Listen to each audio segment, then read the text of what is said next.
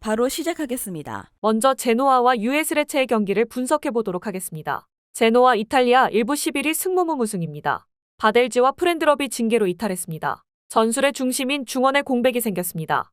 그래도 상성에서는 제노아가 앞서는 편인데 3-5-2로 상당히 후방에 선수를 많이 두는 편이기 때문에 레체의 슈팅을 난사로 이어지게 하는 퍼포먼스는 기대해 볼 수 있는 상황입니다.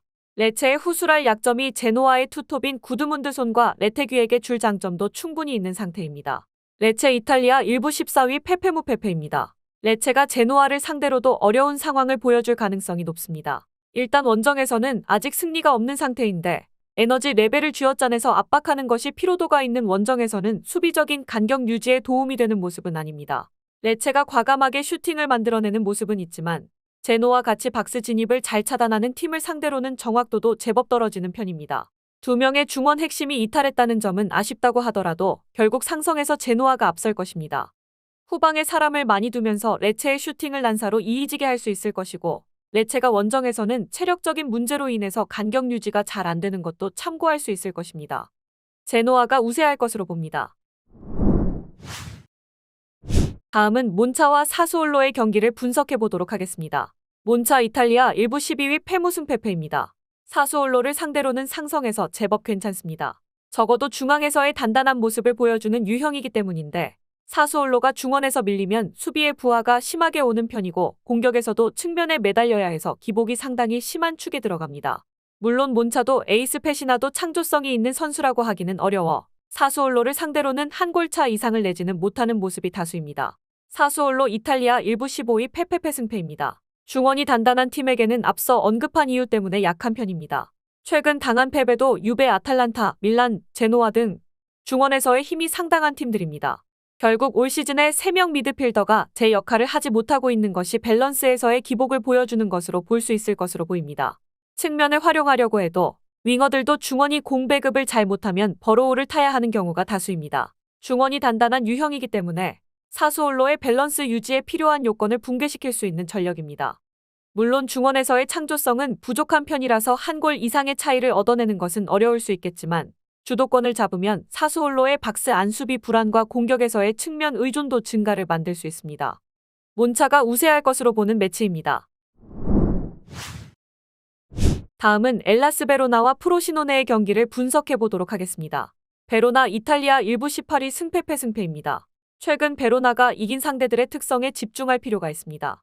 엠폴리와 칼리아리를 상대로 다득점을 기록하고 이겼는데 이 두 팀은 박스 내 장악력이 부족하거나 원정에서 약한 유형입니다. 플러스 요인은 프로시노네가 이에 모두 해당하는 팀이라는 점입니다. 적어도 베로나가 공격력을 투사할 수 있는 가능성 정도는 있는 셈이라고 할 수 있을 것으로 볼 수 있을 듯합니다. 프로시노네 이탈리아 1부 13위 페페페페 승입니다. 원정에서 약하고 슈팅은 리그 내에서 가장 많이 내주는 팀입니다. 원정에서도 점유율을 잡고 소울레에게 공을 넘겨주는 식으로 운영을 하는데 문제는 득점력이 원정에서는 뚜렷하지 않다는 점입니다. 결국 페이스가 질질 끌리다가 상대 역습에 얻어맞아서 패퇴하는 패턴이 반복되는 양상입니다.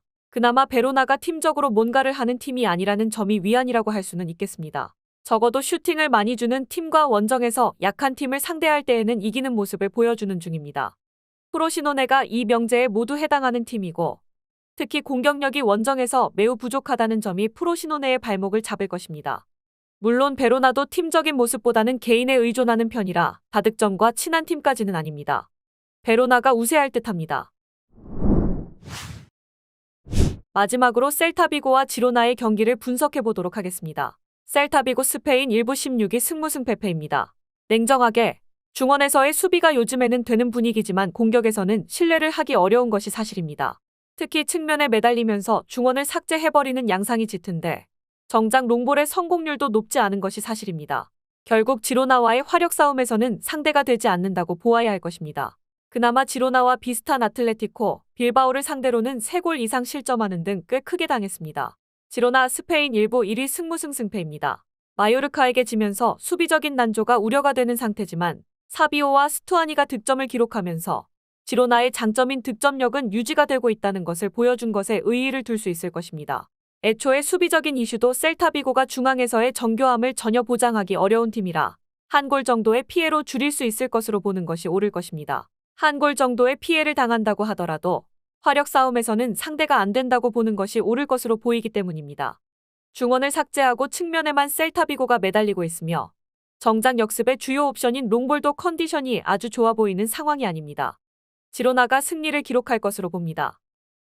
영상에서 알려드리는 내용들은 모두 1차 분석 내용들이며 2차 분석과 최종 조합픽은 영상 하단 고정 댓글 링크로 문의 주시면 안내 도와드리도록 하겠습니다.